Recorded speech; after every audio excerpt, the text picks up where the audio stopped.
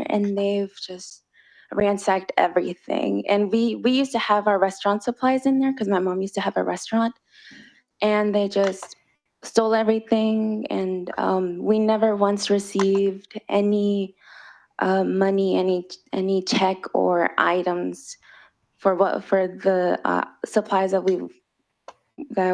the supplies that got stolen. So that's why we have a lot, because we don't want to move it. It's just too risky. And I don't think the city will want to, I don't know, if something were to happen to them, I don't think the city would want to, provide support or something. So if the application were approved, then these food trucks would, in essence, become relatively permanent in nature. They would not be moved around. Right. It's just we don't want to move them at all. My mom stays there. She operates there every day. People, we get calls saying, "Would you like to come to this place?" And my mom says no. That's why she purchased the lot, just to operate out of there, because a lot of people know us, and she doesn't want to move it. Thank you very much. And how long have the food trucks been there, even just in a temporary capacity? She started off, I don't know if you guys know Fast Mart on Chico Road. She started off there back in like 2007, and she stayed there for a couple of years. And then we started renting that lot by Mark Stonespear. I think that's how you pronounce it. I don't know. And so now recently this year, she purchased that lot so she can become the owner of it and just use Well, would you like use to it to eat, keep her food trucks on there. Thank you. And staff, just to clarify, the surrounding uses of this lot are all commercial, with the exception of some residential low density. Is that correct? Based on the land use map that's provided on page 6? The property to the north is PCD and C3 further north. That's C3 to the south and to the west across Chico, and is R2 to the east. All right. Any further discussion by commissioners? Questions for the applicant? If not, I will entertain a motion to approve the application as submitted with all staff's recommendations, with the exception of denial. Yeah, I would make that motion that we approve the application with all staff comments except the recommendation of denial. We have a motion on the floor. Do I have a second? Second. We get a roll call vote, please. Commissioner Brown, Yes. Art, Yes. Hodges, Yes. McDonald, Yes. Person, Yes. Samad, Yes. Vogel, absent, Baxter, Yes. Russell, Aye. Vickers. Motion passes. Thank you very much. Thank you. Oh my God.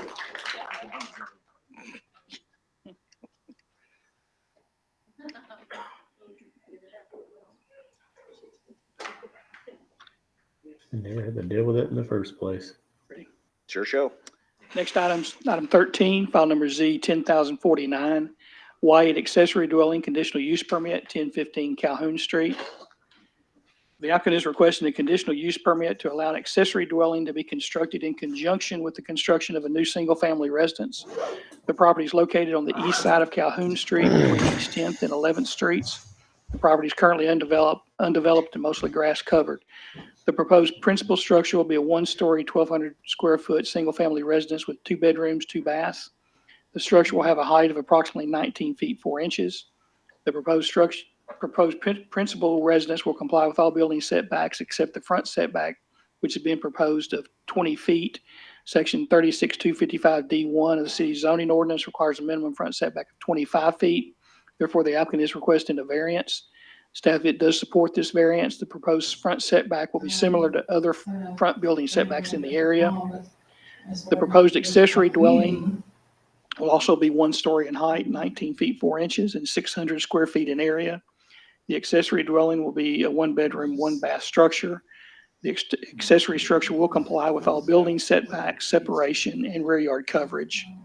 A one-car wide driveway from Calhoun Street will be constructed at the northwest corner of the lot. The proposed driveway will run along the north side of the principal structure into the rear yard area, where there'll be 4 parking spaces. The parking does comply with ordinance standards. To staff's knowledge, there are no outstanding issues associated with this CUP request.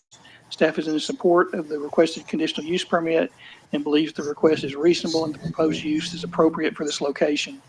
Staff recommends approval of the requested CUP, subject to compliance with the comments and conditions outlined in paragraph E and the staff analysis of the agenda staff report. Is the applicant present for this application? So Please come to the podium, state your name This place, for the record. show it at 83. Hi, my name is Melissa Wyatt. Ms. Wyatt, we do have 2 cards for your application in support and 2 in opposition. If you would like, you can defer your time and allow the those in support and those in opposition to speak first, and then come back up to the podium. Or if you would like, you can present your application now. I'll defer. Okay, Thank you. I'm gonna kind of go back and forth. I'm gonna start with support, and Joyce, I cannot read your last name, I'm sorry. Joyce, is it Thompson? Yes.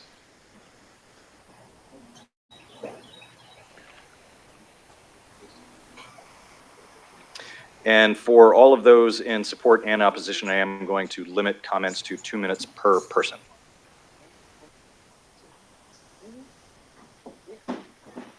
Please state your name and address for the record. Joyce Thompson, 1017 Calhoun, Little Rock, Arkansas, 72202.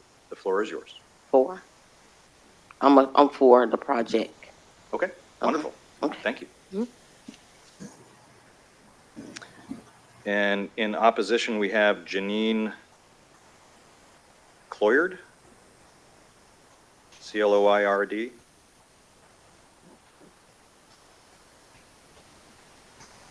And again, please state your name and address for the record. My name is Janine Clord. My home address is 13620 Dover Cove, North Little Rock. I'm going to pass my opposition at this time. Okay. And moving back to support, we have Gregory Simmons. I'm here to support it. Wonderful. Thank you, sir. And last in opposition, we have Mr. Mac Wett.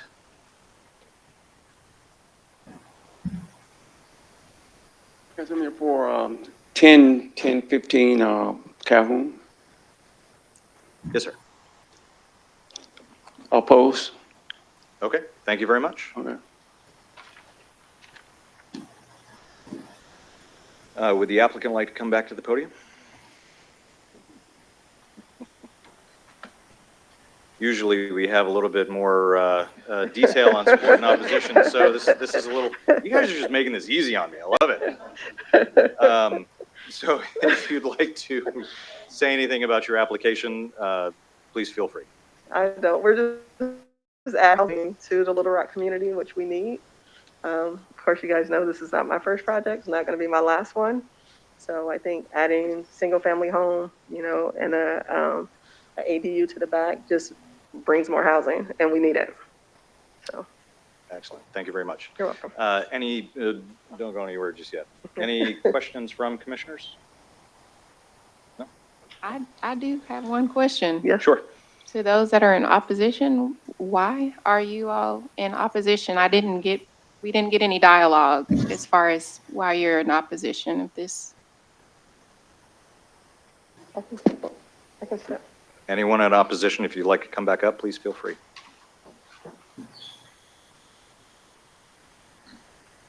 My name's Janine Clord. First of all, we also got the wrong address. I also got the letter to report to 12th Street. We had no idea before coming here today, what this was about, the conditional use permit. So yeah, you don't just, I didn't want to just agree and not really know what I was agreeing to. So the fact that you have an idea now, Now that I know that it's a single family dwelling and not some apartment complex or something that's going up, I mean, I'm better with that. I don't know all the details. I'm better with it, knowing that it's a single family dwelling. I do feel like ours should have been tabled as well, since we all got the wrong address and showed up at the wrong place, but I'm okay with it. Staff, is that true? We do I wanna will, I'll check.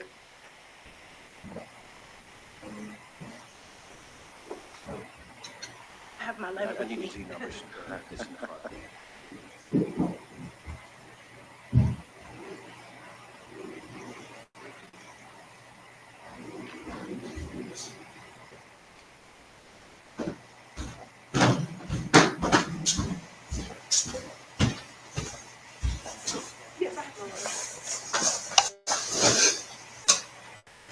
All right, this may be similar to the first one, but the notice I'm looking at,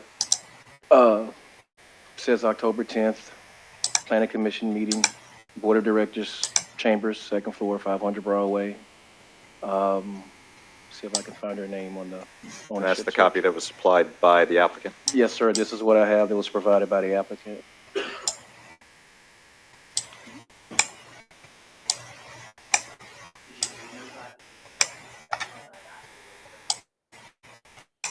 Okay, and Doris and Johnny Clord on the ownership search is listed as landowner number 20. And there's also a certified mail receipt that indicates that today's meeting at this venue was mailed by certified mail as required.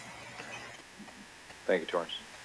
However, Mr. Chairman, similar to the last one, the notice that I have says the Center and University Park. So this is similar to the previous notice, but it does say October 10th.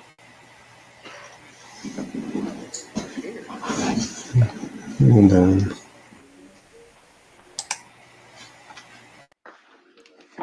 I'm sorry, my name is Ronnie Jackson, and I'm president of the East Little Rock Neighborhood Association. And so when there was some concern about this dwelling coming up, I called Planning Commission and I spoke with someone on Monday. He said he would be operating the cameras for these.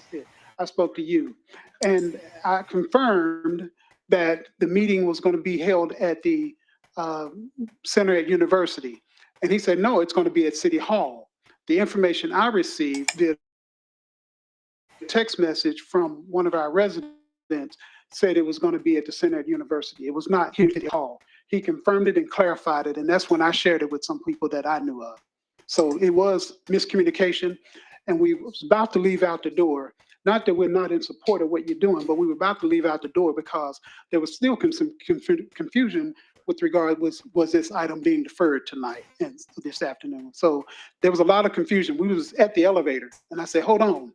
When I looked at the agenda item out here to see that it was still on the agenda for today. So thank you.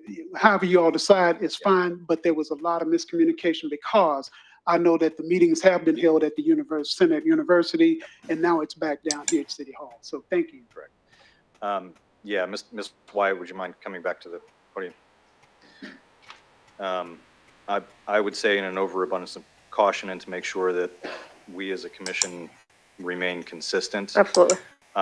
It would be best to defer and Okay. re-notify and make sure we have the right notification that's being sent to the property owners so that their due process is maintained. Okay, not a problem. So if you would make a formal request to defer to the November hearing. Okay, I'd like to make a formal request to defer to the November meeting. We have a request to defer by the applicant. Yeah, I'd make a motion that we accept the deferral from the applicant at this and re-notify at the city's expense. Re-notify at the city's expense. Okay. We have a motion on the floor. Do I have a second? Second.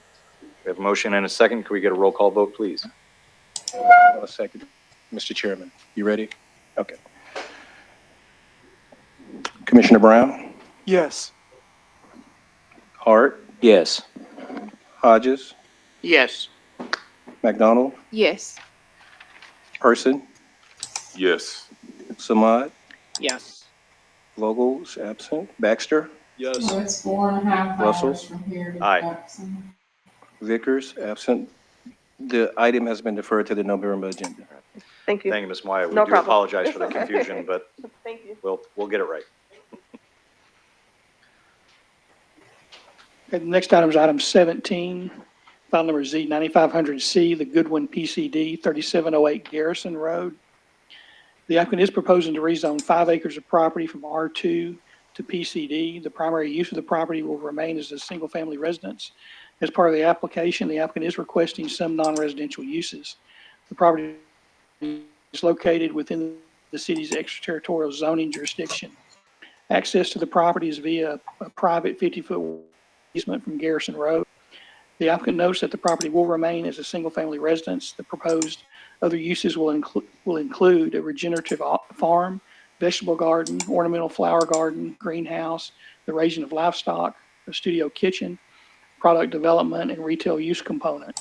In addition, the applicant notes the desire to utilize the property for educational and agricultural field trips for public school students, community, charity, and culinary themed events, along with educational garden and farm tours. Some of the proposed non-residential uses will be ticketed events. An additional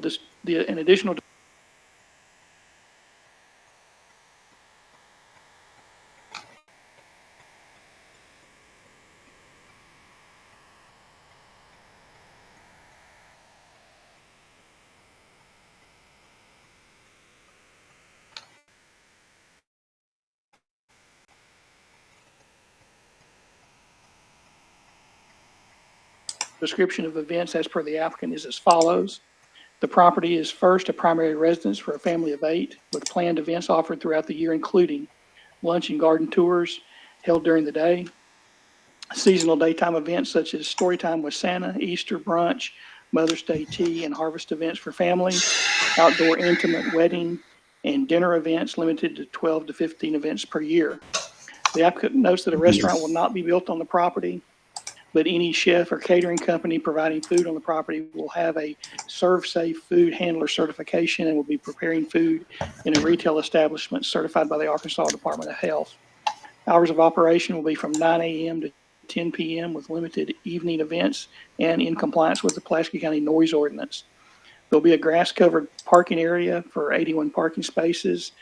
This is located southeast of the existing residence.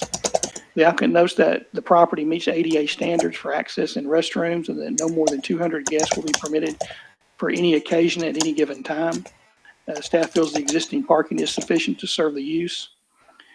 Staff is supportive of the requested PCD zoning. Staff feels the request is reasonable. There are no outstanding issues with this application as the applicant provided responses to all issues raised by staff. Properties in the general area contain developed and non-developed residential zoning and uses on large lots. Let me go try. Staff feels that with adequate noise mitigation and operating hours, the proposed use will not have an adverse impact on the surrounding properties. And staff recommends approval of the requested PCD subject to compliance with the comments and conditions outlined in paragraphs D and E and the staff analysis of the agenda staff report. Thank you, Mr. Moore. We do have a number of cards in both support and opposition to this item. These are two that are just along the way. Mr. Moore, could you? Deerfield clarify, Inn and the roadway. I'm sure Mel just Deerfield like everybody Inn, else has Somerville. Just small inundated with places. Support as well as opposition for this item. Do we have a final tally on emails received both in support and in opposition? I have received and logged 33 correspondence items regarding this application in the form of individual letters, petitions, emails to staff and planning commission. If it was mailed to a planning commissioner, it wasn't forwarded to me, I probably don't have it. Commissioner Lunday sent me several, probably about half of them. I've received others forwards from commissioners and from staff as I've maintained the correspondence folder. Okay. Thank you, Torrance. All right. So in similar fashion, I'm going to flip-flop between. So we're going to start, well, first we're going to start with the applicant. Please come to the podium. Absolutely, yes. For the record, the applicant is deferring their time. So first, in support, we have Sarah Sharp. May I defer to speak at the end? Yes, you may. You're not Sarah Sharp, are you? No, I am. Sorry, I'm in support for it. That's all. Okay, nothing more to say? No. All right. One down. In opposition, Whitney Bauer. Hello, I'm Whitney, and I am here representing, there are 6 people that are involved and directly in the backyards of Goodwin's estate and connected to Goodwin Manor. So I'm representing those families here today, and I am one of those families. I've actually, we used our life savings to buy a property that's connected into the backyard of Goodwin Manor. And that's all we have is our property. So I'm actually here asking you today to deny this so that our property is not ruined. We have a current lawsuit that is pending against the Goodwins and Jennifer Mon. We don't know that you have copies. I have emailed them to you. Do you have those copies? Yes. Okay, so I have those if you need those. But so our issues, For the commissioners that did not receive a copy of the materials. I received a copy, but I'll still take a paper copy if you have an extra. So noted on these copies.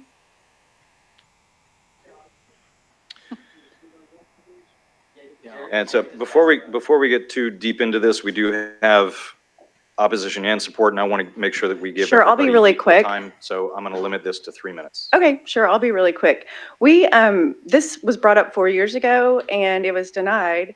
We have only lived there for 3 years, but in the past 3 years that we lived there, we've experienced them going against the zoning ordinances, have experienced the wedding events that have been happening there. If you like the music that they're playing at the events, then you can enjoy it by just standing in your backyard. If you do not like it, then you also have to endure it by standing in your backyard. It's it sounds like it's really far away, but it's not far away. We're in the country.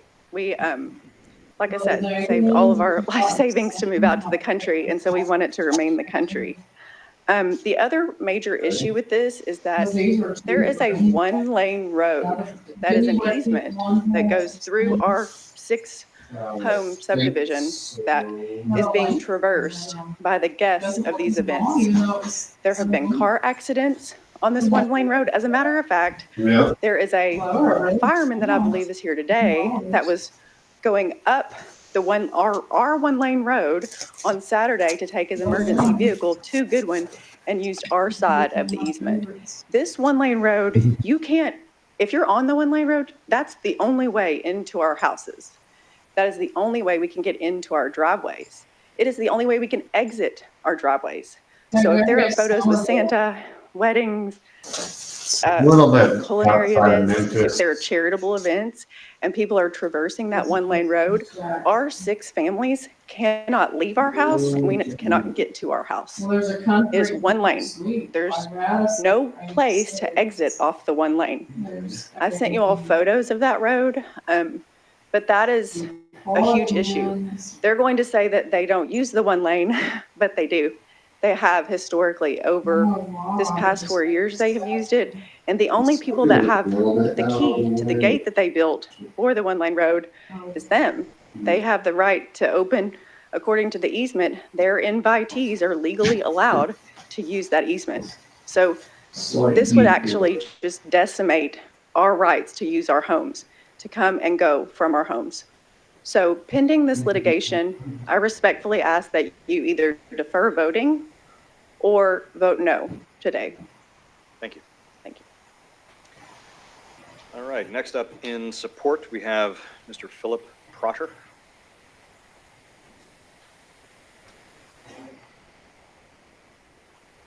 Thank you, guys and ladies.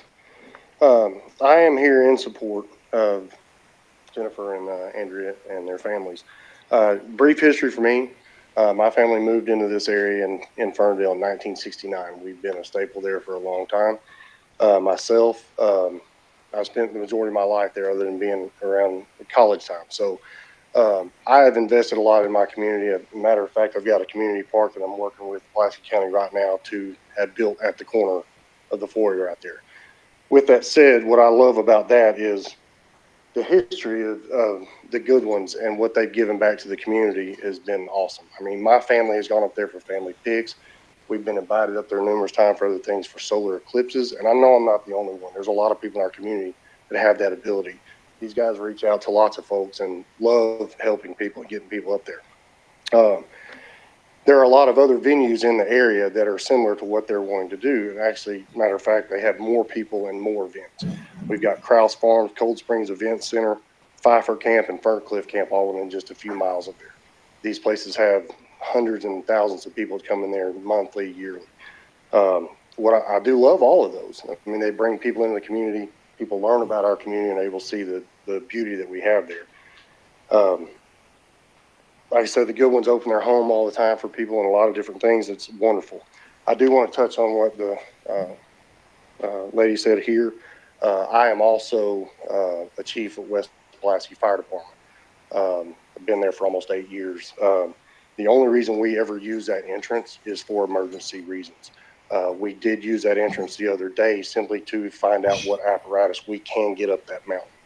That other than that, we're not going up there with our apparatus for any reason whatsoever unless it's an emergency. Just wanted to state that.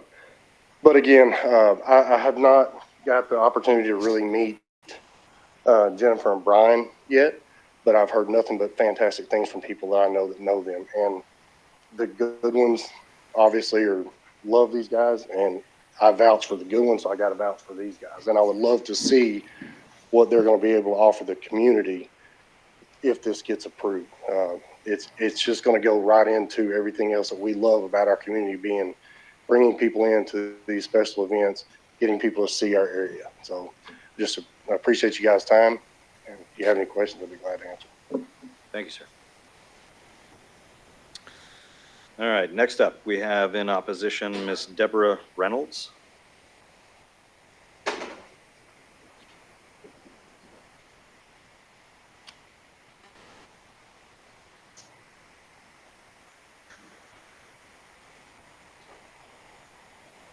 Hello. I'm not a public speaker either, so I get a little bit nervous. But I am Deborah Reynolds, and I own 5 acres east of the Goodwin home. My property line is about 30 feet from their road, and beyond that is their front yard. That area is where they park all of the cars for their events, and it is covered with grass. Goodwin Manor is a big operation located within a subdivision that is zoned R2 for residential use only. All the property around them is residential as well. The Goodwins claim to host up to 200 people, not including the family, all the staff, catering, and many others involved in an event.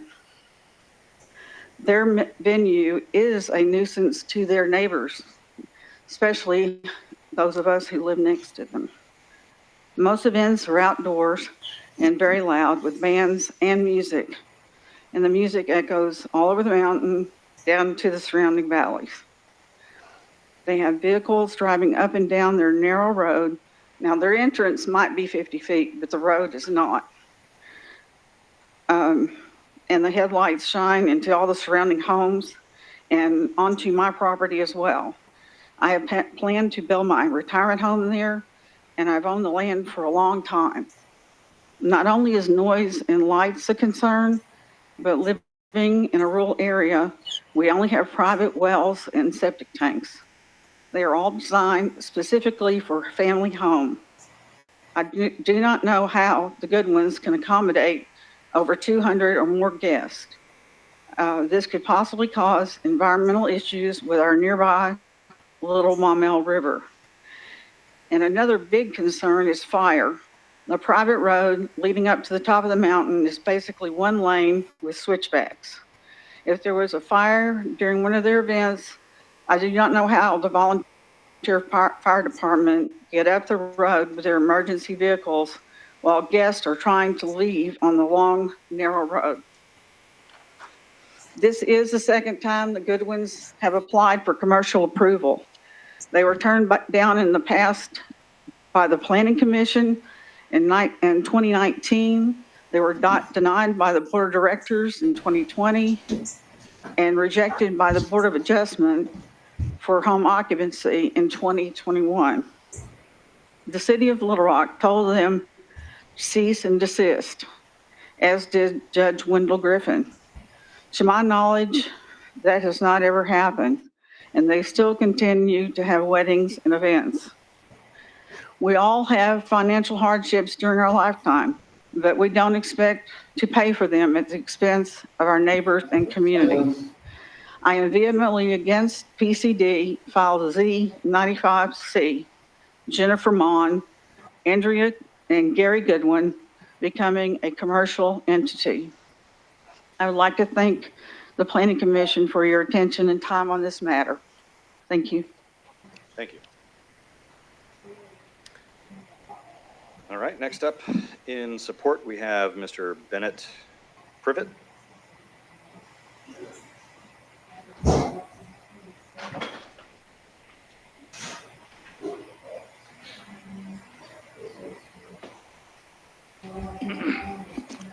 Thank you for my time to speak for you today. My name is Bennett Pruitt. My wife Julie and I live at 101 Thalata Circle here in Little Rock, 72223. I'm here as an honor to talk about Brian and Jennifer Mon and their 6 wonderful children. From a credibility of character standpoint, the fire gentleman said that he doesn't know them very well. Well, that's the reason I'm here to talk in favor of this rezoning, because I think that the neighbors need to understand who they are as well, and that process is just becoming evident because this has happened in such a fast period of time. But I'm here to say we've known that family for 20 years. We've been in church with them for this period of time. They were in our community church. Their credibility and integrity are second to none, and they really want to be good neighbors in this area. I think when people get to know them well, they will find out that what they say, they honor what they say to be the truth, and will conduct themselves in a very professional way with regard to how they would carry on some of these occasional events. This is going to be their primary home. They have a large family. They're out of space there. They need to move. But part of Jennifer's background is that she wants to hold these events for the betterment of our community, and also for charity as well. In fact, in the last few months, she's actually been working with Carti, for example, and they've raised over several tens of thousands of dollars. She's been throughout her time here in the last several years. She's a graduate of the Pulaski Tech Culinary School. She's really involved with that. She's also been working to try to improve her culinary skills with some training internationally and nationally, so she can have a future doing that. But that would be somewhere else, not there. As they said before, the restaurant situation would be elsewhere. So this is their home, their primary home, but they will try to be a charitable group for them, for various organizations.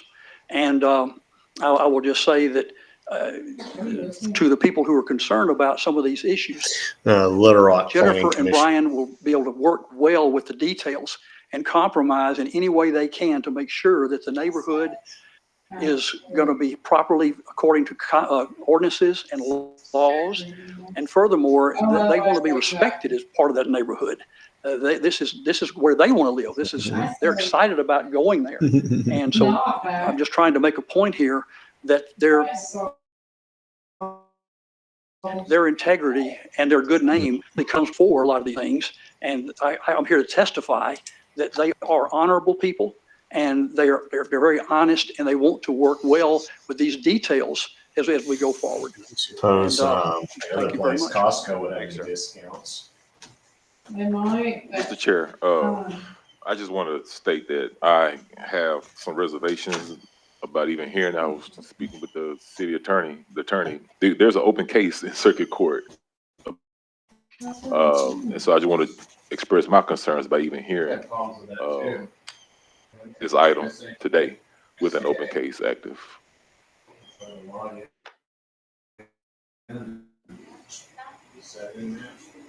Let's let the city attorney address it first. Acting Chair, I just reviewed the complaint.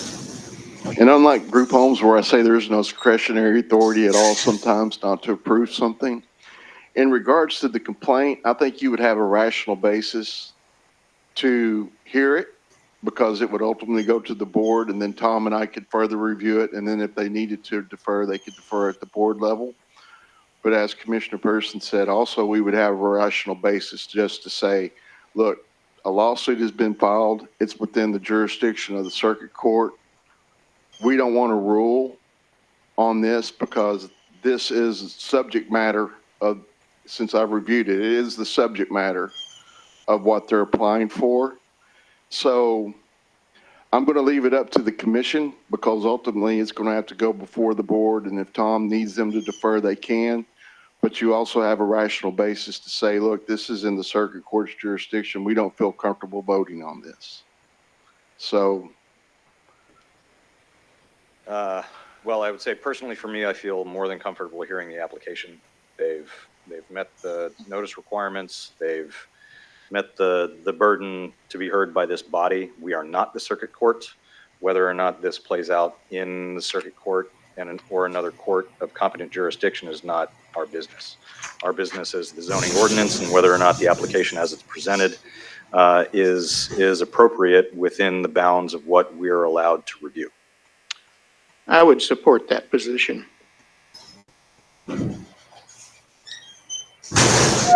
Yeah, I would say the same thing, Mr. Chair. And I think it's worth hearing, even though there is pending litigation in the circuit court. I did have one question of those in support who are coming up to the podium.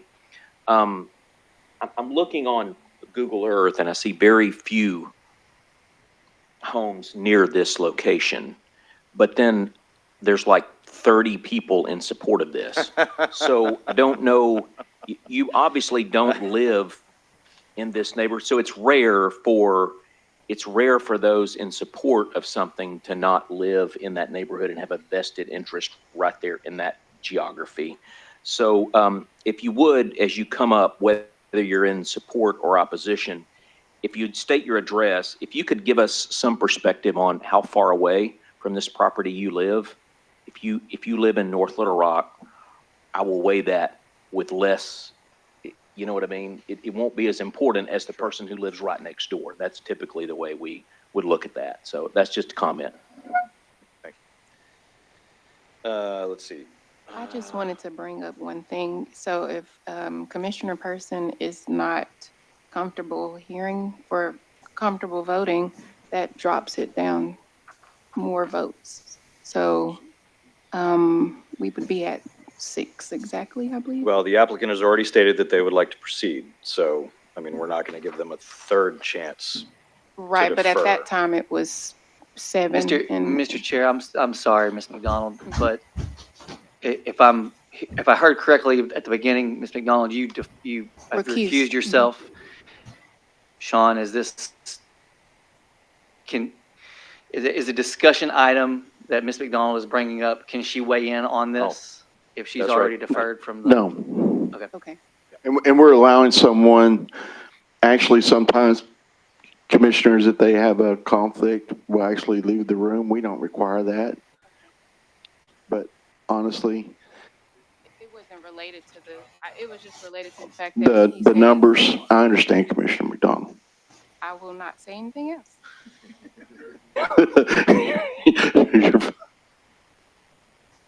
So I would say unless there's any more discussion about that, we can proceed. I'm going to echo the sentiment of Commissioner Person. I'm also concerned about this, especially with the restricted covenants. But and this is a legal issue in the Planning Commission. We can make the decision we make, but all of these things should be noted. And have been. Any other discussion? Okay. Let's see. We had support support. So now we are on to opposition. Miss Julie, gosh, I hope I get this right, Favorite? So, Commissioners, thank you. Name, address, and proximity to the property. Okay. Good, thank you. So I lived on Reynolds Mountain the 4 years that we went through the Board of Adjustments, the applications for, hey, somebody left their phone. I'm sure they'll find it. Okay. Anyway, I lived out there for 4 years when all this went on, and I've been before the board before in this room with the Board of Adjustments. And right now I moved back into town, and I live with Deb Reynolds on Lot 4, and Deb is going to build another home on Lot 6.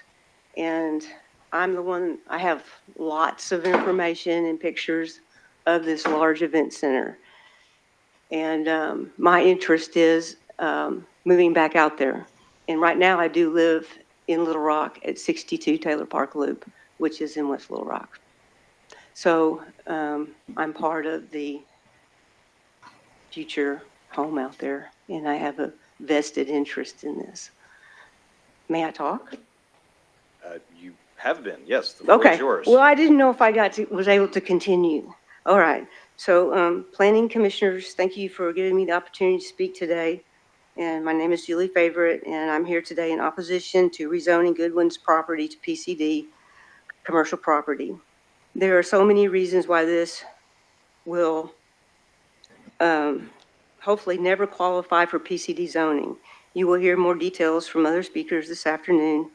Three big concerns I have are decrease in the value of property. I have looked that up, and done some homework on how living near an event center will decrease the property. And it is a fire trap right now. If someone threw a cigarette out at night and it smoldered, it's very windy up there, it's very dry, it could be a disaster. And there is only one way in, one way out. My other concern is... Ma'am, I would ask if we could, this is for both support and opposition, if we can... Speed it up. If we can limit our comments to factual things. Okay, well... Would be, could be, should be, might. Okay, when you live up there and you see all the people and you know the one-way roads in and out, it is pretty factual that it could be a disaster. That's all. That's all I'm saying. All right, so I'll move on. Anyway, I'll move to this. All right, since this application is basically some of the application from 2020 Planning Commission and Board of Directors should have a lot of information pertaining to this request. It seems clear to me that this property is part of an ETJ, and the same rules apply for zoning, and following the ordinances apply to the property in an ETJ. The cease and desist was issued in 2020, and I understand it's difficult to enforce this because the property is hidden from the street. No one knows what truly goes on top of the mountain. They have not stopped having events or weddings. The Planning Commission made many recommendations to the Goodwins on their first and second application for rezoning. My point is, to fulfill the requirements set forth by the Planning Commission, it would be very expensive undertaking widening the road. And I will say that Mickey Smith owns the property to the east of the Goodwin's gate, and I have the notes where he talked to Stodola at the time, because it had been said that the Smiths would sell part of their property to the Goodwins for widening the road. I spoke with him last week, and he said he will never sell any of his property to the Goodwins to widen the road. And so I don't know where that will go, but they could not be here today. They're in Hot Springs at a funeral. So I got his permission to relay that to you all. Anyway, I do, I do want to make a comment. I've heard all the folks talk in favor of this, and this isn't about their character or anything like that. This has to do with putting a commercial property in a gated community with neighbors all around. It's not in the middle of 80 acres. And it does affect everyone around them. There is a neighbor here that would like to speak probably, but he, the people that are here that live right next to them are their friends. And I understand, why they're want to speak in favor of them. But the people that, just want to live peacefully, and, that's the reason we live out there and move out there. And 4-H and all those other places are not in the ETJ. They're not in the middle of a gated subdivision and community. And so, respectfully, I would just, like to ask that you not approve this and think about if you were a neighbor, living near an event center. They have big plans for this, and once it's approved, we know what that will mean. And I would like to also add the neighbors that I spoke with, Kathy McConnell here is one of them, the Smiths, Michael Bowman, their property and on Canis, Whitney's neighborhood, did not receive a certified letter that this was even going to take place. Deb did receive one, but it was sent to the wrong address. We found out last Thursday about this. And none of the other folks, they would like to be here, but they didn't know about it, and it was short notice. And also, Ms. Favorite, I'm sorry, we're running Is my really time short on up? time. Yeah. I'm sorry, I just have a lot to say. We Thank have you a for your little ways time. to go. Thank you, ma'am. Just a quick clarification for the record, staff. All property owners within 200 feet were duly notified as is required by the ordinance. Yes, sir. Per the ownership search, there are 5 landowners listed, one of them being Gary Goodwin. The other 4, Hogue, First National Bank, Reynolds Living Trust, Deborah Reynolds Living Trust, and CGI Goodwin are on the ownership search, and there are 4 certified mailer receipts. So per the ownership search at 200 feet, 200-foot search was adhered to, and the notification is correct. Great. Thank you. Said 300, and their letters said 2. Excuse me, Mr. Chairman, the applicant is required to submit a notice 200 feet from the boundary of the property. The city supplements that area by another 100 feet. So the applicant is only required to do a 200-foot notification search. The city sends it out another 100 feet for a total of 300 feet. Smells good. So as you can imagine, just to clarify for all those present, with a property this big and in a neighborhood this size, there are simply not that many people to notify. It's sort of a catch-22 when you have to set a limit on something as the city, that certain people are simply not going to be notified within the neighborhood. So we have opposition. Ms. Favorite, thank you so much. Next, we have Ms. Julie Pruitt. And Ms. Pruitt, that might be your husband's cell phone up there.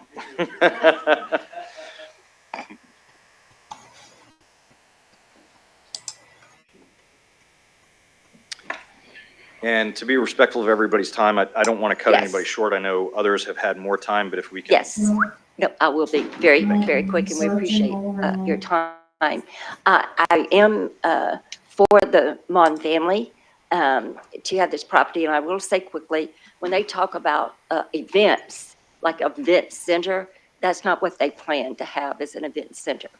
I want to let you know that I am for the Mon family, and for you passing this for them, I'm going to defer my time to some people that are neighbors and live out in that area, and they can speak better about the close proximity of neighbors. But I can assure you that the Mon family will be very respectful for that. Thank you, ma'am. Sorry? Yeah. All right, moving right along. Next, we have opposition How far away is all that? Marietta Priest.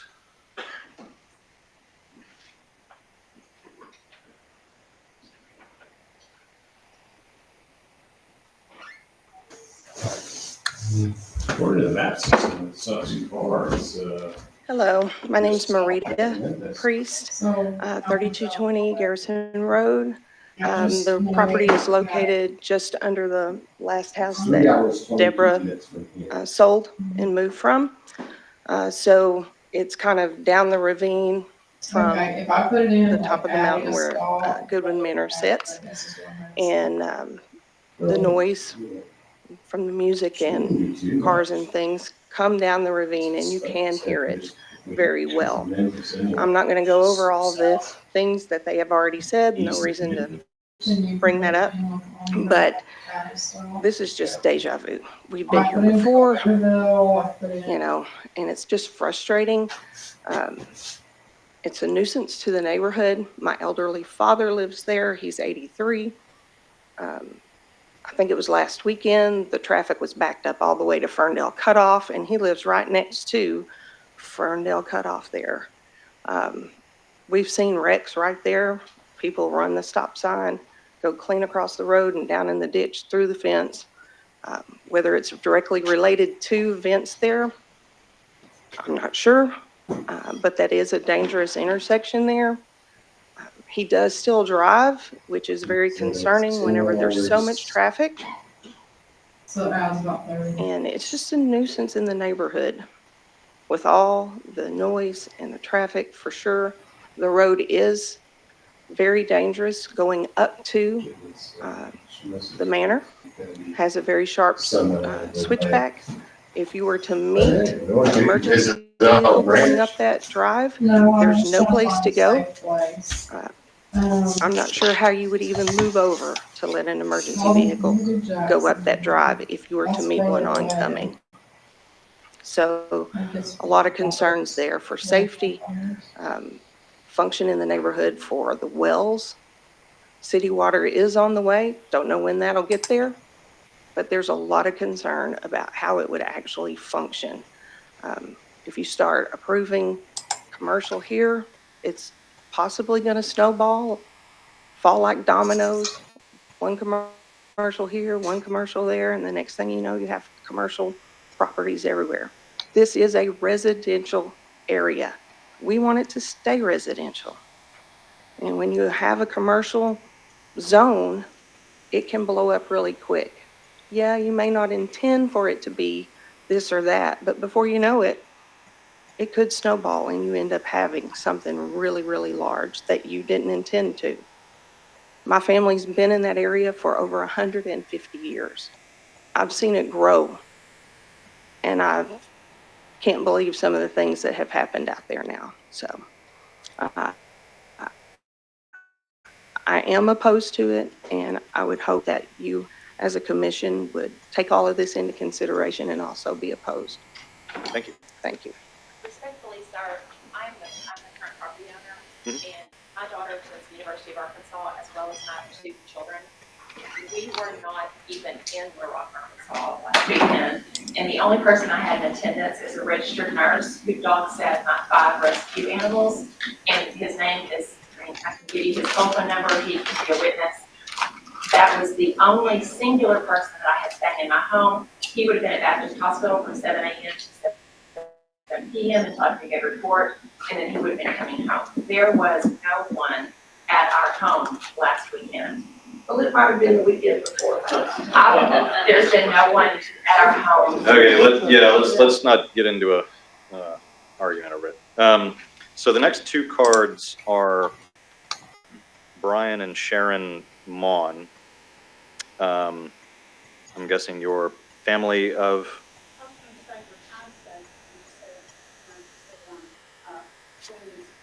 We'll make that assumption. Yes, thank you. All right, so moving on to support Jessica Boswell. Hello. You guys tired yet? So my name is Jessica Boswell, and I live at 11843 12th Street. parent address, so about 10 miles from this particular property. We did some extensive searching whenever we were getting ready to move there, and kind of knew, what we were buying next to. So I just really have a hard time conceptualizing folks that are trying to rationalize the fact that they didn't know that it existed, as long as the good ones have owned that property. But prior to that, we lived in Roland, directly across the road from P. Allen Smith. And so I'm sure everybody's very familiar with that particular property. Great properties, very similar, advantageous ideas to bring to Goodwin. And we never once had any issues living there. Neighborhood very similar to this. And I just think finally very in support of this particular not event center. I don't believe it's actually been classified as such, but we moved to the country because we don't want the city telling us what to do, right? I just find it fascinating that those folks who moved to the country now want your support to help change something when they actually don't want your support to do anything else. Thank you. All right. So I am going to read this one last, second to last support card because they said that they prefer not to speak, but it is Mr. John McInnes who is in support. And we'll move on to the last opposition card, Miss Catherine McConnell. Commissioner Russell, Yes. the opposition has used up their 15-minute time. Yeah, I understand. We literally have one card each on each side, so we'll give them a little latitude.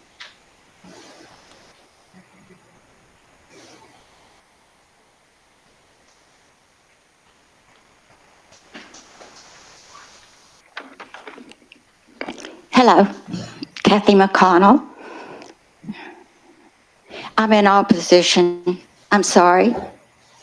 Okay, I live on Ferndale Cutoff, and their property, what they're speaking of, my property back of it kind of backs up to theirs.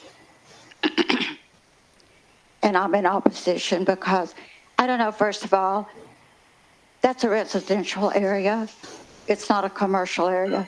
And if you open it up to one thing, there's a lot of other commercial properties that's going to want to go in. Thank you, ma'am. Okay, thank you. And our final support card, Miss Christiana Hoey.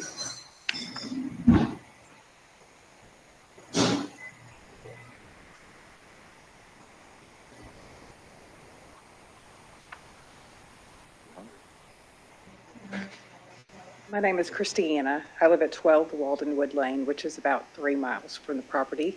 There you go, where they said, or? Wildwood.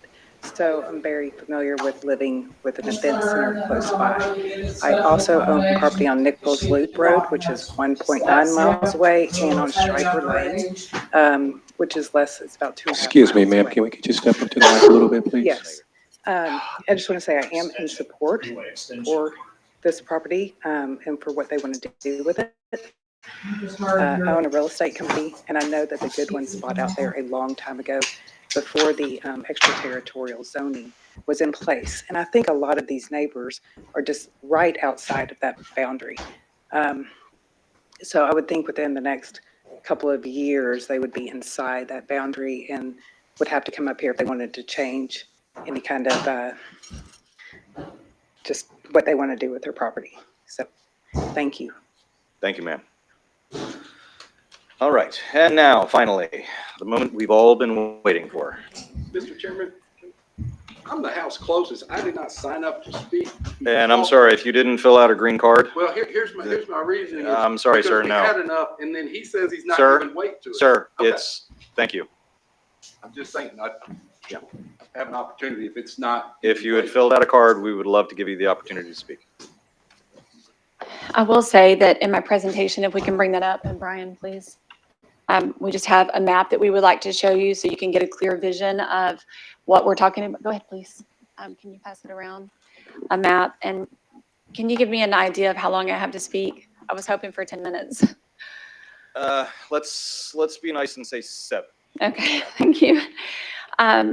So first of all, my name is Jennifer Mon. My husband Brian and I are here to represent the application, and you see that Gary and Andrea are here. They built the estate 25 years ago. Our family has been looking for acreage in Ferndale because our children go to Chenal Elementary and Joe T. Robinson schools. They have always been in public school, and so we didn't want to have to move them away. But we were looking for a place where, as a chef, I could welcome people to my home and cook them a nice dinner and gather small groups in intimate settings on acreage. And then our 6 children, who are ages 4 to 14, could roam and run and play. And so that's what we've been looking for, and we found that with Goodwin Manor. And I wish that this application could be called a secondary use permit, because it has been, and it absolutely will be in the future, a first and foremost, a primary residence where I raise my children, where I put my 4-year-old to bed at night. I would not be pursuing this property if I wanted to hold weddings. I don't want to deal with brides, I'm being honest. That is not my cup of tea. I am a chef who loves to entertain, who has already held countless chef dinners and lunches for people across the city of Little Rock to much high acclaim in their enjoyment of that. And I want to be able to do that at this location. And so just a little bit about us. We have lived in West Pulaski County for 20 years. We attend school at Pulaski County Special School District. My husband spent 7 years as a volunteer on the Pulaski County School Board, because we care about our community and our neighbors and the children that are being raised in our very hometown and our neighborhoods. I have spent 10 years dedicated volunteer in elementary, middle school, high school, serving everywhere from a homeroom mom to a football. I feed the football team every week, and the backpack school program, fundraising for the school. And then we attend church locally, and we have a huge heart for serving in multiple charities that benefit the state of Arkansas. As I mentioned, I'm a certified chef, and I had the blessing to be a finalist on the show MasterChef with Gordon Ramsay, which gave me this amazing platform to be able to help others. And so just in the last year, I've been able to raise $135,000 by donating chef dinners, some of which Andrea opened her home for free, did not benefit from it all to allow me to do that. And we were able to support organizations like Arkansas Food Bank, Potluck Food Rescue, The Call for Foster Care, Arkansas Advocates for Children and Families, CARTI, 20th Century Lodge, Heart Hospital, Baptist Health, and many more. You know, Women's Own Worth, serving victims of domestic abuse. We just raised $20,000 for them with one of my donated dinners. Goodwin Manor is a gem for the state of Arkansas and for Little Rock. It was built by Arkansas artisans with Arkansas flagstone. Even the ironwork on the manor was done by a Joe T. Robinson family, father and son. So it is truly a gem that we want to respect. It's nestled in over 100 acres. So you have a map that you can see. You can see in this photo on my first, I don't know how to do the slides, but you can see the photo, all the terrain here that's wooded. And so you can see some of the work, you can go to the next slide, of these craftsmen that have built this very unique home. And it's for entertaining, and events in the past have been held outside on the lawn and surrounded by trees, and inside occasionally for small groups in the Great Hall and Wine Cellar. The rest of the estate is private, 14,000 square foot estate. The rest of it is private and reserved for the residents. So we want to grow, as a chef, I want to grow seasonal produce and eventually add a greenhouse where I can raise seedlings and winter produce and herbs. We're excited about raising honeybees and, much to his dismay, chickens. But mama needs chickens for 6 babies, okay? But so we'll need a small barn to house equipment. We plan to share our bounty at the Ferndale Farmers Market. So when it says retail component, this is not an event center with a retail component. This is us growing something to share with our neighbors and our community. Similar to what P. Allen Smith does in Moss Mountain, we want to hold limited, very small gatherings, mostly in the daytime, because again, at night, we're running to a football game after this. We're doing baseball games. We're with our kids, for cheer and dance. And so we're spending our night times with our family. And so what we're saying is we would limit any outdoor evening events to 10 to 12 to 15 a year at best. I actually expect that to be much smaller. But I want to do daytime events, like we said in our application, and to offer culinary and garden workshops where I can use my passion for supporting foster children and disadvantaged youth and bring them up to have like a Master Chef workshop. How fun and rewarding would that be to bring the community together to do that? Again, we have operating hours where actually it says 9 a.m. to 10 p.m., but my hours would be respectful in that it would be 10 a.m. to 9 p.m. And again, this is not every weekend, not every weeknight. This is a handful of events in a year because it's a primary residence as the first use and only events, limited small events as a secondary use. And I want to say that a lot of what came down to well, let me just say, I do feel like 2020 should not be considered by the board because a citizen is allowed, right, every year to be able to come before you all again to petition for rezoning. And so I do want to say, even though it may have been declined at the planning committee, then the city board actually voted for 4. They voted yes for. They had more votes for yeses, but they didn't have a quorum. So that's why it didn't pass. It didn't fail because they didn't have the votes. They didn't have the quorum. But I will say we have had a full fire inspection and have gone above and beyond to address all of their concerns. And the only reason why we use the easement with the fire truck is because the fire chief said that we want to test both roads to see which one is the best access point for all neighbors at the top. Do you know they've never done that? So we instigated that for the benefit of the entire neighborhood on top of that mountain. And now we know both roads, they took a fire truck up yesterday, both roads have access points. Also, your map there shows the PCDs that are around. And this is one of my biggest points. The neighborhood that has brought a suit, let me tell you, that suit is based on an injunction to stop events. It's also based on it being a residential property. So what I beg of you is to give us a yes vote today. Let it go to the city board to consider this zoning as whether it be residential or, again, secondary use, commercial. We're not building an event center.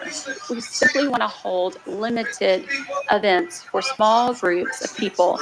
And so, it says up to 200 people, but in the past, they rarely had events for over 125. And my thought is for these educational workshops and garden tours, et cetera, would it be more like 40 to 80? And so there would be very little times in the year where we would even have up to 125 up there.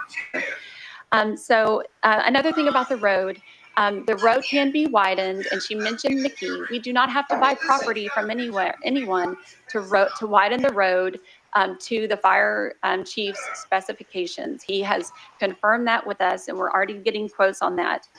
Also, some of the neighbors that they mentioned, they told us if we would get rid of that easement down Canis, that they would actually support this PCD. The very people that have now served us papers. When I came in the door today, I hadn't even seen it. I got served when I walked in the door today.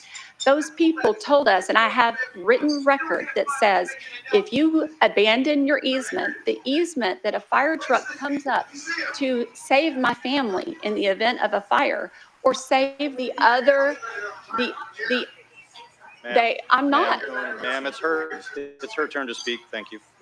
That also would protect the other neighbors, including Miss Deborah's property. That fire truck coming up that easement would protect all of these people right here, sitting here, that live next by. Also, can we go to the end to the neighbor? Yes, you as well. You as well, Whitney. You've been up right for 20 years. I care about you. Ms. Mon. I'm sorry. Ms. Mon, let's address the commission. So you have here some of the neighbors that didn't sign up cards. You have their written statements of support. I beg of you to read these. The first few are for the neighbors that live closest by. These neighbors here, the Hogues and Diane and Jan, who I'm not sure she's in attendance, but the first 4 of these, maybe 5, are literally neighbors right next door. So you have their words of support for the way that we want to use this. And I promise you, We will not send any guests down their easement road. It is padlocked. There is now a huge gate. In my presentation, you can see a photo of the huge gate that keeps people, that gate on the bottom, see that gate on the bottom? It is padlocked. It now has a fire lock on it as well for access, for safety.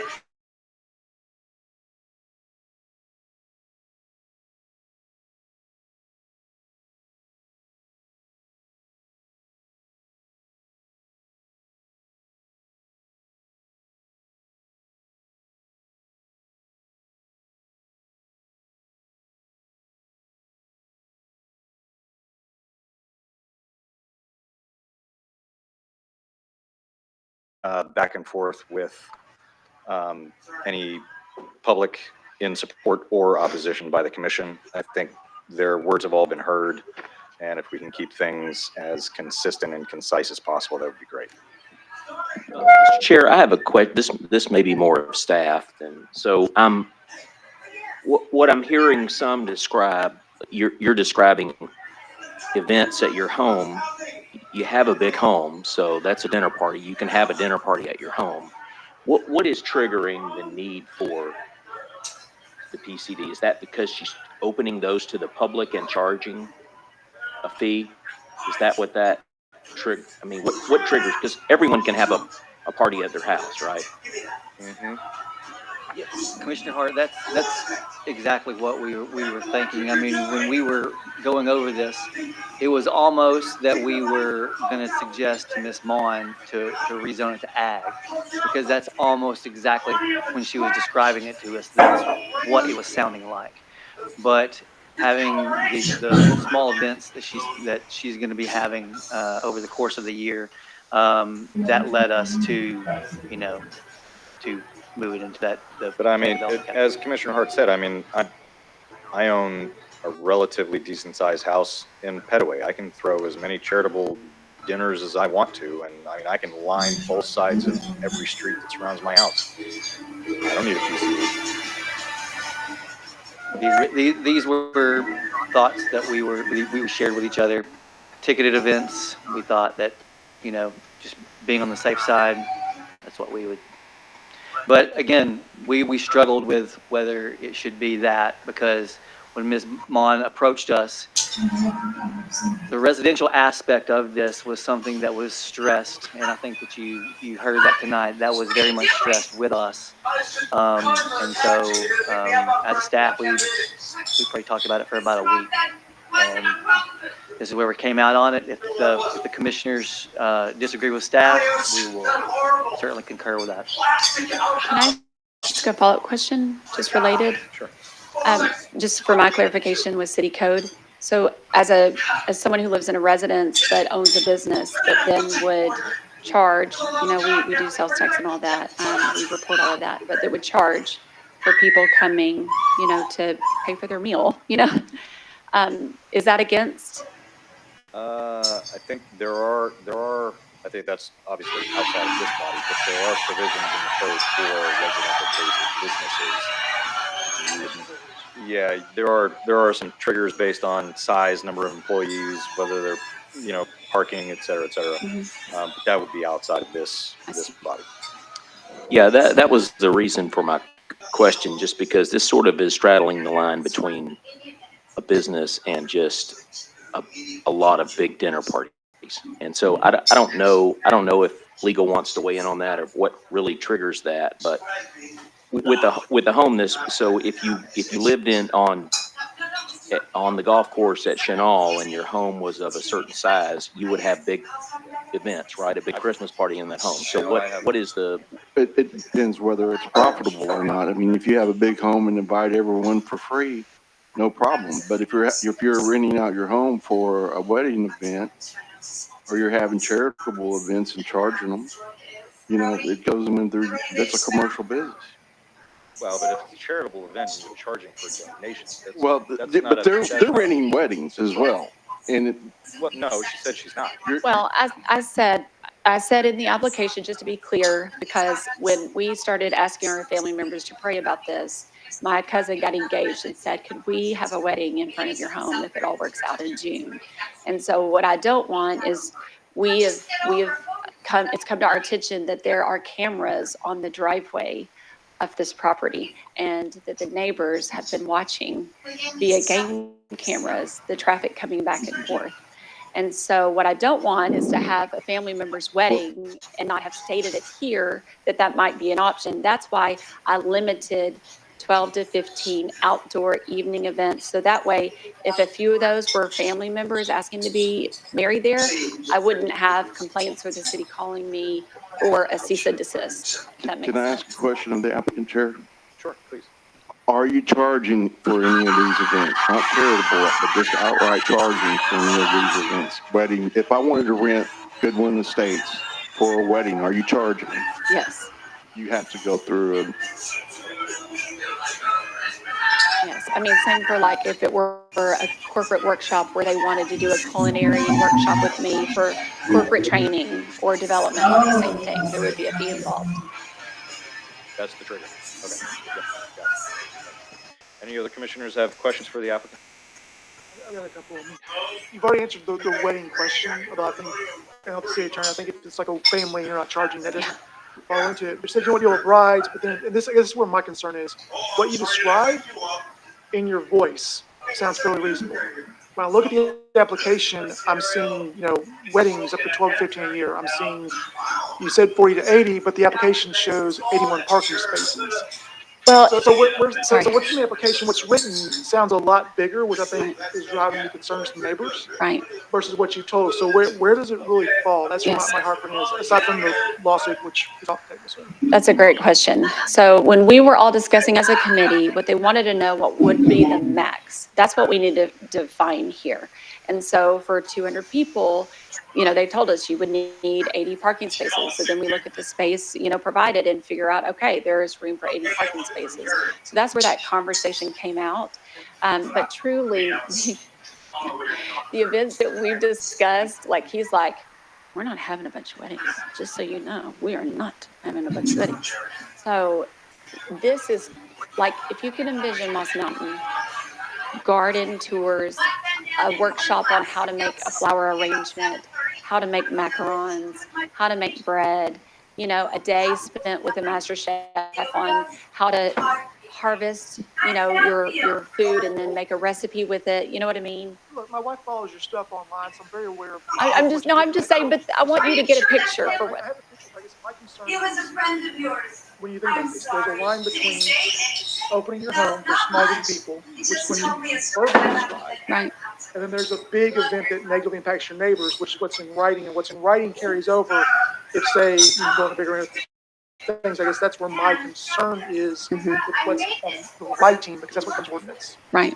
So help me understand that difference. That's where my heartburn is right now. Okay. Could we, if we limit it to that, to what I truly expect, which would be no more than 150, 125? I mean, if we limit it in writing? So in that instance, and I think the city attorney is going to agree with what he knows I'm about to say, I would recommend deferring the application, rewrite the application not for this, but for what you actually plan to do with the property. We all want to sort of not necessarily shoot for the moon, but say, this is what could happen, but coulda, woulda, shoulda, never shoulda. And so I think if you come back, limit that scope with a deferral, then I think there's a more productive discussion to be had, because the last thing we want is, we don't want to sit here making notes and having you amend the application from the podium. That's never going to be. I would encourage you as a commissioner to connect with the neighbors who are opposed. As an applicant. I'm saying you as an applicant. I'm saying as a commissioner to the applicant. Oh, yeah. Sorry. I did try. I did. I know, but I'm saying is, again, I'll just tell you, like those commissioners, if the staff recommends approval, there's no opposition, then I think there's a lot of different, and having on the receiving end of change like this before as an landowner, it makes me a little nervous, but to the degree that you can, I would encourage you, this is not a requirement, Sean, but this is an encouragement to work with them more. Yes. Can I just say two more things to address that? So I did reach out to as many neighbors as possible. Many neighbors in the neighborhood group that served as papers today said if we would abandon the easement, they were in support.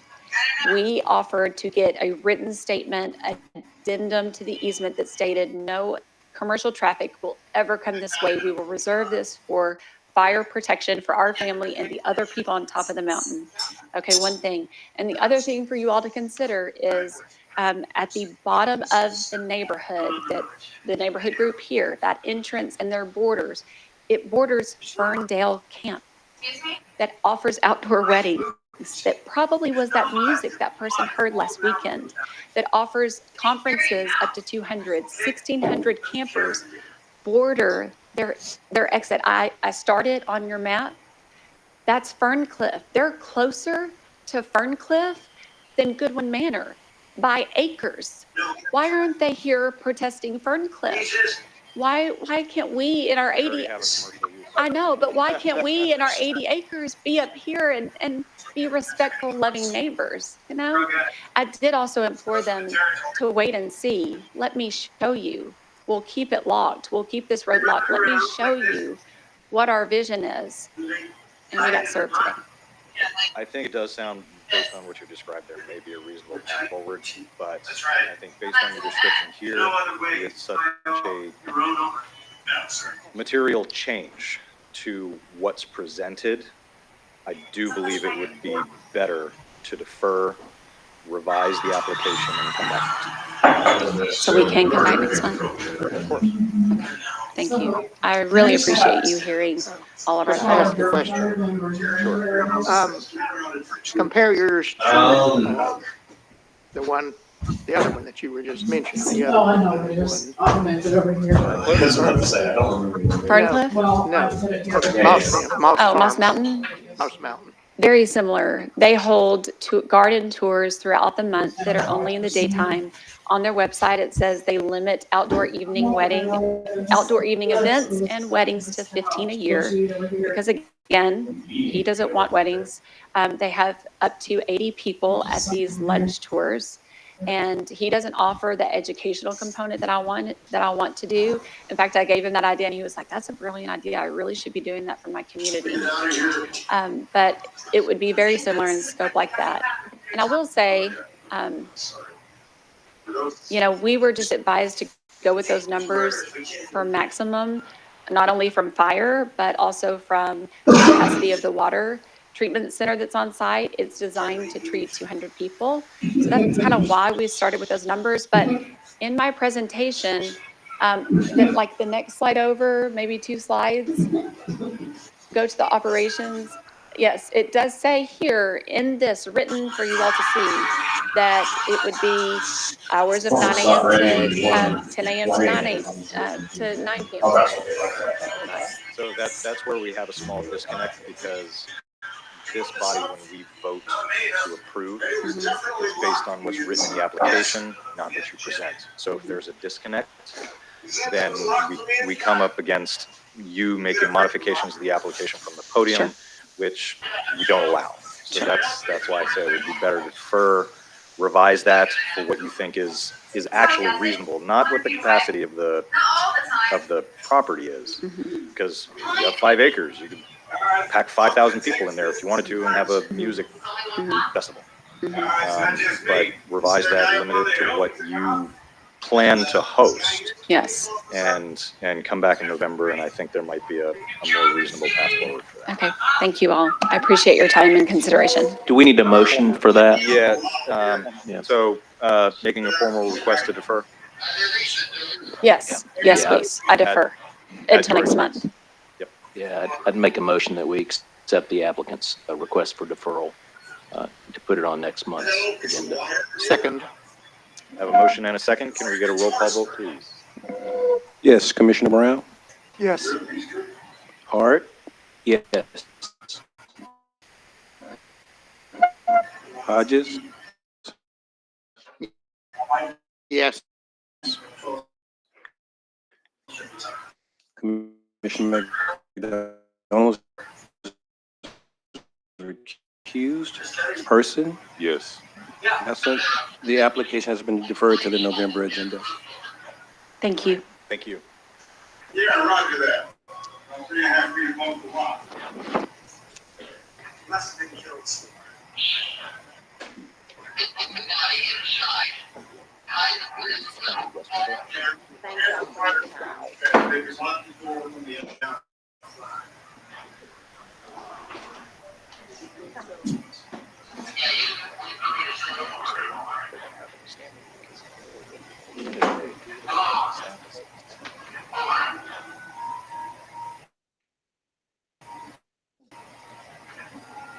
Over. Right. There's a detention and some imaging. See it? Yeah, well, I'll know more when I get rid of the lights. I thought your mom was here. Yeah, it's backstage Natalie, Nicole and Lee. Oh, that's so old. Yeah. Hey, Jared. Mr. Chairman. Mr. Chairman, can we Yes. have a restroom break, please? No, what's wrong with you? Yes. Thank you. Break for 5. You didn't wear your Depends today? You didn't wear your Depends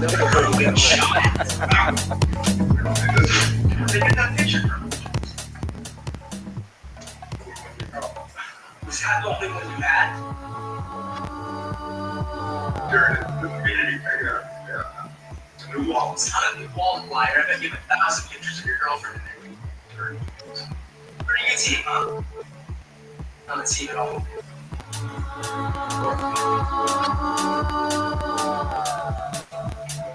It's been tough on me. I lost my family.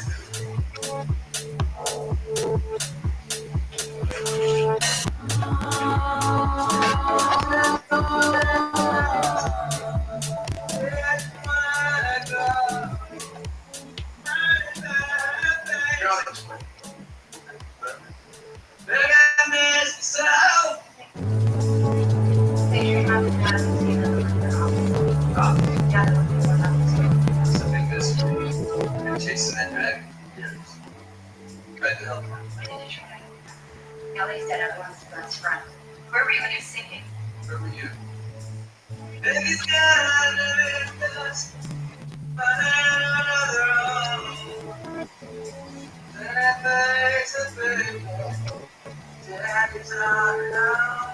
Nice song. Thank you. What's that next week? You should buy that too. You got eyes. Chance. You are. Chris Ketter gave us Dr. Nicole phone. I guess I am. This was still insane. You're the only musician that has one. I am.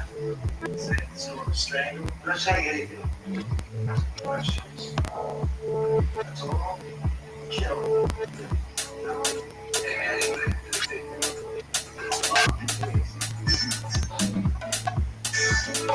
Got two.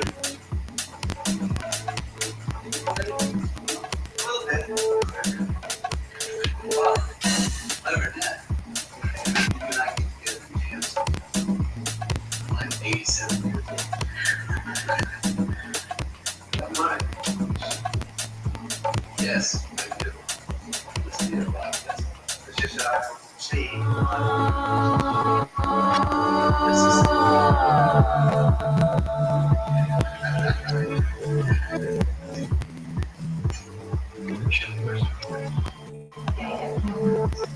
It's not. I got the key. Trust me. Mind if I tap them on? Yeah, you got it.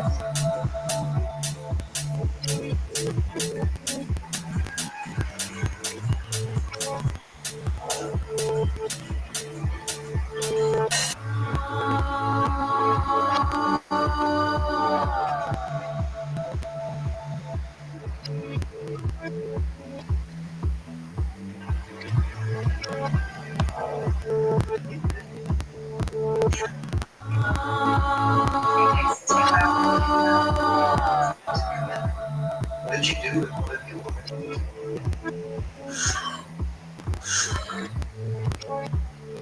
As you was a kid. That's like that. It's important.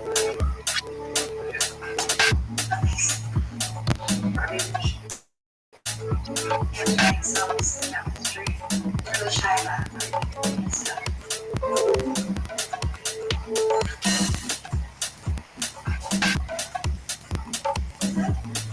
That's his daughter, Margaret. No, where is she? Probably there. I guess I should call her.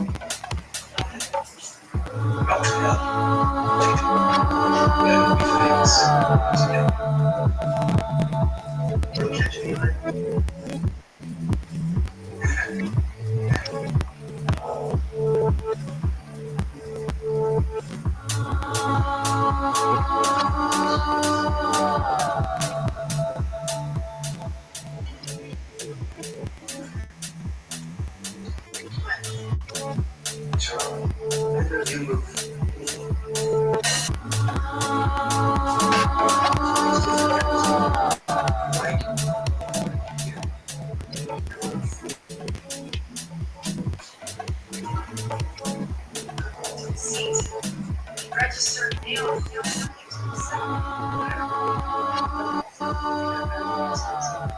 It's not she, so it's insurance policy. What's up?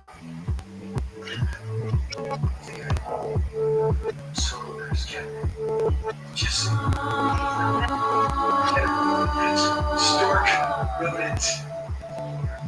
Peggy, short. Peggy's to Memphis. Just took that envelope.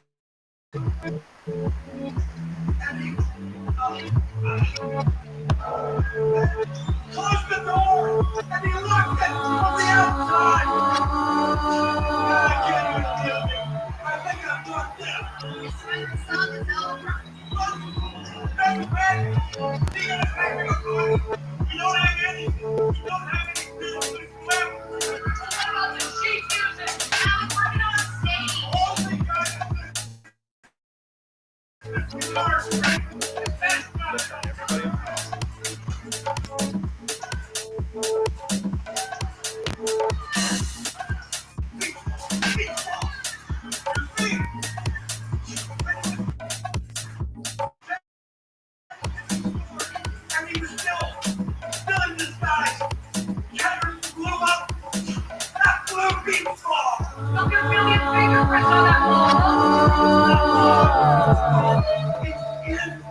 right. We are back in business. Okay.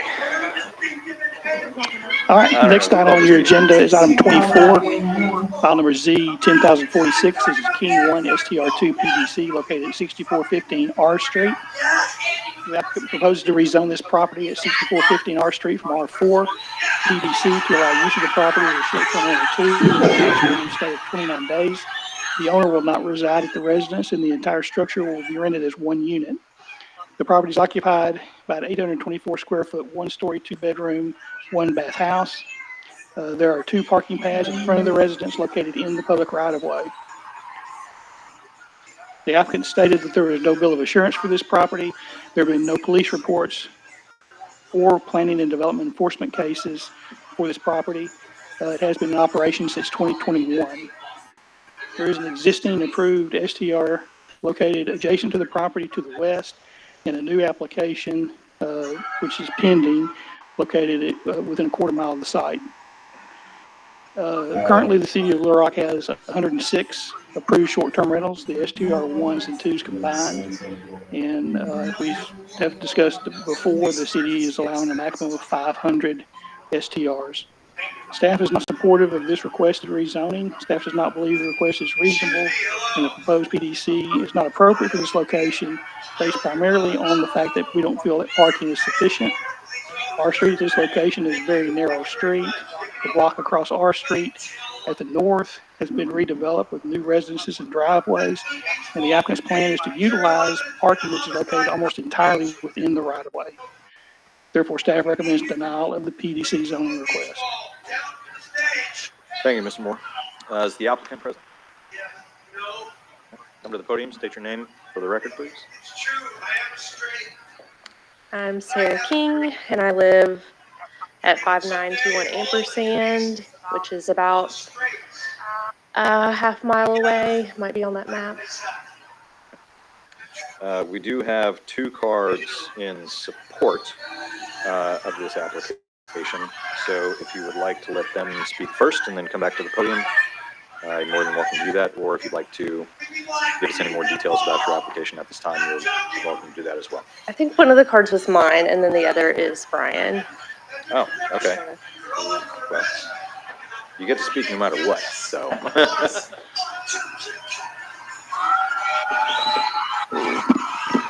Hello, my name is Brian Harden. I live at 5921 Ampersand Street here in Little Rock. Me and Sarah have owned this home at 6415 R Street for over 4 years. This home has been a short-term rental for the length that we've owned it. This home is a 2-bedroom, 1-bath, single-family home. We've hosted over 100 different families coming to this home throughout that it's been there. This home has Ring cameras that face the parking area for this home. We monitor those cameras 24/7 for various reasons. One of those is parking. We want to be great stewards of the neighborhoods. We have our rentals in. We take parking very, very seriously. A guest staying in our home has to accept the house rule that if they violate this house rule of parking, we have the right to cancel their reservation with no refund. This house rule allows them for parking 2 cars in the approved area that we have for parking that keeps their car out of the right of way of the road. Our angled parking allows 2 full-size cars to park without being in the street. I had 2 photos that I took on these. There they are. Can you go back up? Yes, sir. There's a red car that's parked on the left-hand side of that street. That car is actually one of the neighbors' cars that is the little gray car that's parked on the right-hand street. That's her daughter's car. We've spoken with her many a times.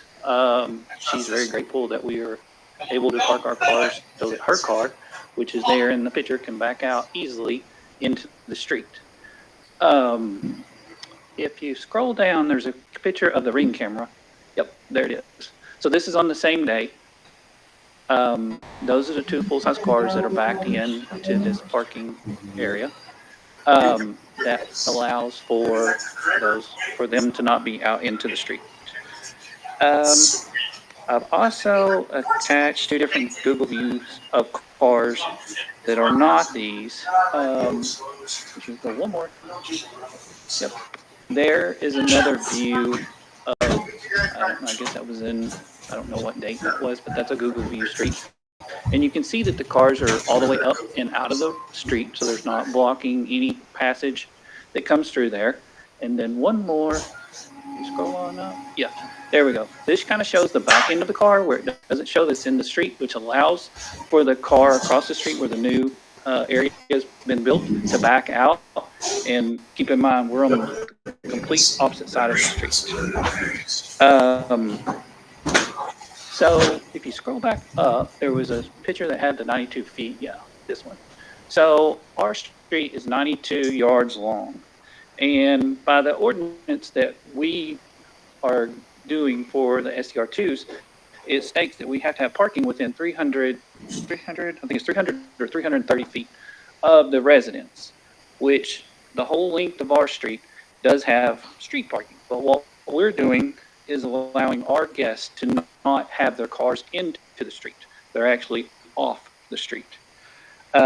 So with that being said, we're just trying to get support from everyone that will allow us to be able to do a short-term rental at this location. As we've been doing for the past 4 years, we've not had any complaints from any of the neighbors. We've not had any complaints from any of the guests having problems getting in and or out of the parking areas.